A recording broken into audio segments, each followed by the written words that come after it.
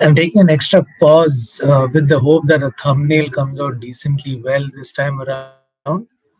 Learning something and with the hope of me sharing something be relevant for each one of you, which will be relevant for each one of you. Yes, I am having patchy networks, and especially considering that I am traveling, but it's always good to be speaking. And what do we talk about? Yes, let's talk and managing individual finances and the finances of your family is probably one of the most important, or rather is one of the necessities of the times that we live in today. It's important to understand how do you maintain your income flows and ensure that you're saving just enough so that you have an enough corpus to dip your fingers into in case situations were to arise.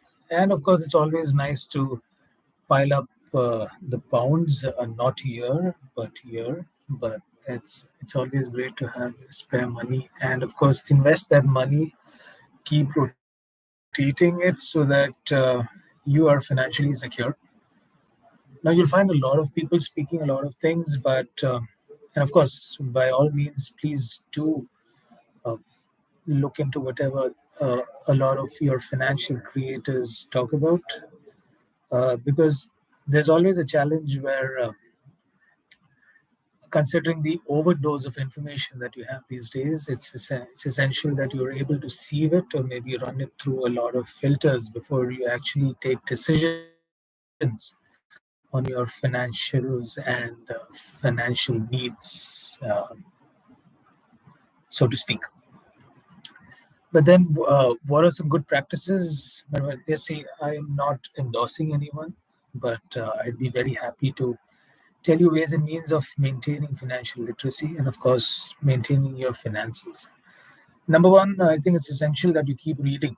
I think reading helps you understand and definitely allows you, gives you a leeway where you can make a right decision considering whatever financial situation that you or your family are in. You and your family are in. That's correct.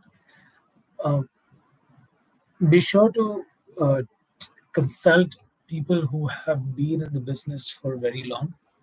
I know these days a dime you get a lot of them dime a dozen, but it's good to do some research. It's good to speak to people who have had good successes of following a certain portfolio or a portfolio manager who's done extremely well over the past. Let's not really go into a decade, but at least someone who's got good returns over the past 5 to 7 years. Once again, you do know that past performance is not an indication of future. So the element of risk continues, but be sure that you spend only X amount of an X sum of money, and in case it were to go kaput, you're able to stomach all the losses, because that's one of the biggest learnings that one gets when he or she puts in money. Especially the most important part here is that don't put all your eggs in one basket. I'm sure you've heard that idiom for years and years.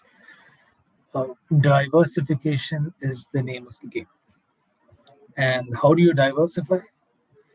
Well, you always stick to uh, certain basics. Of course, you have your traditional FDs and, of course, FDs and the likes, because that is where they continue to give you returns. But yes, matching that up to the inflation rates of today could be tough. But there is a certain amount of security. Also, look into instruments by a varied number of banks these days, which provide you assured returns, and a lot of these returns are received when you are invested in for a very long time. I think one of the biggest challenges, or one of the, we get into this free fall of earning money in hopefully 2 to 3 years, and that's where we make a lot of mistakes. It's very important to realize, and it's essential rather that you realize that the compounding factor of money is something which makes you financially secure, and you have to be patient. Patience is the name of the game, especially when it comes to working around with money. Also, if you are someone who's interested in stock markets, which could be domestic as well as the US markets, I'd suggest going through certain apps which have a lot of literature, because and thankfully these days everyone is really reading between the lines or reading through the literature before actually actioning onto investments via the platforms. Uh, there is a cost of having too much convenience as well. Uh, let's not go on the path of blind faith. Let's do our due diligence and, of course, speak to people who have been in the race for long enough before actually investing in the markets, because the markets, like or have been reading over the past, continue to be volatile. Volatility is something which you get in the markets, but of course, it has its peaks, it has its troughs. Thankfully, a lot of the peaks have been seen over the past 2 decades. There have been troughs, of course, with the incidents in 2020, but those who have been able to remain frugal and ensure that their money appreciated have been able to get decent rewards through their investments, and continue to do so because they feel that the markets give them value for money. Should you invest in uh, unmovable assets? And you know what I mean. Unmovable assets could be property. That's an iffy thing, because if you bought your first house, you've actually made a very big investment, and which will have positive consequences for maybe 2 to 3 generations, if not more, because that gives you some amount of stability. Number one.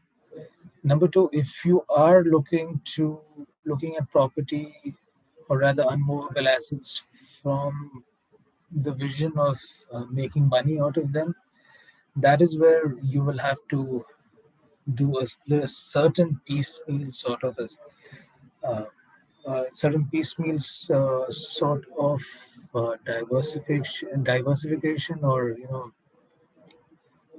sizing down. It's like this. And if I can give you a very raw example, if you were having an amount which touches 40, 50 lakhs, and of course, this is basis a lot of other factors where you take loans as well, because maintaining huge amounts is always a challenge. And once you make huge amounts, you ensure that you have a balance between debt as well as extra funds, because you have a life to live, you have a society to live within, and you need money for day-to-day activities. So when you're investing in immovable or unmovable properties, be sure uh, be sure not to spread your blanket too far. uh, Consider amounts that which you feel are, of course, which come with EMIs, but rather those are EMIs which you would like to pay, and are within a safe range, without actually complicating your life, or putting a lot of other things, bringing a lot of other things to stand still. So if you're looking for a property as investments, be sure to do a lot of due diligence, because this is where you have to be speaking to those who have put in a lot of money there. And just like I said, the element of risk always exists, but ensure that you cover the bases where you have a decent roof under your head, over your head. Sorry, you have a roof under, and you're able to make money by ensuring that your rentals cover your year-endly amounts of property taxes, etc. There are a lot of miscellaneous which are associated with owning a property. Be sure that you're able to do so. because you don't want burdens. And burdens are something that a lot of people can't really manage. And of course, it takes time to recover from a lot of that. What other investments can you do these days? Thankfully, you do have a lot of platforms, like I said earlier, where people can invest, and it's good that you have these options because that's where the diversification factor comes into picture. If you were to, and if I'm taking a number purely for explanation purposes, if you were to have an X sum of money, which is 1 lakh rupees a year, which is roughly 1,500 or $1,200, yeah, something of that sort. Be sure to diversify because you want one percentage which is extremely safe, one percentage which has a low risk, and probably a small percentage which is risky because that's where the game is. So if you take risks well into in your early 20s, some of them really pay off when you touch your 40s and 50s. And of course, if you're a startup owner, then people really love you. Looks bad, but of course, it's in the end, it's the human potential that matters. It's people potential that people bank on, and if you're paid well for that, be sure that you save well as well, so you have enough in your kitty. You're able to maintain a decent lifestyle, and of course, you have a cushion in case something were to go awry, and that is how I feel, and that is how. And these are some ways where I try to keep myself safe in terms of amounts. Of course, thankful to a lot of people within the family who have given me guidance whenever necessary and whenever I've been scratching my head over money that I've had. Uh, so it's good to have people and good to speak to people who have been part of the money journey. Be sure to always take out time to give give yourself a day or maybe 3 days before taking the big decision because you have to live with it. Everyone else this gives you a lot of information. You have to live with this. You have to ensure that you stick to your financial goals before actually reaping the benefits out of them. Well, sorry if that's given if I'm too much information, but I just thought I should bring it out there. It's always nice to be speaking to you, and especially on topics which are relevant to each and every one of us. And we all, in the end, it's like this: we put our best efforts so that we earn, because we enjoy doing something, and of course, we're rewarded at some point in the month or the years because of all our efforts, and that's all through the money that we receive.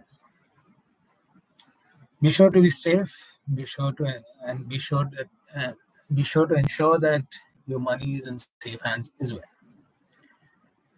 It's been a good talk, and thank you so much. I hope I've brought some value to this conversation, and I hope you take care of yourself and invest your money right and reap decent rewards in the decades to come. Thank you so much, and we will speak soon.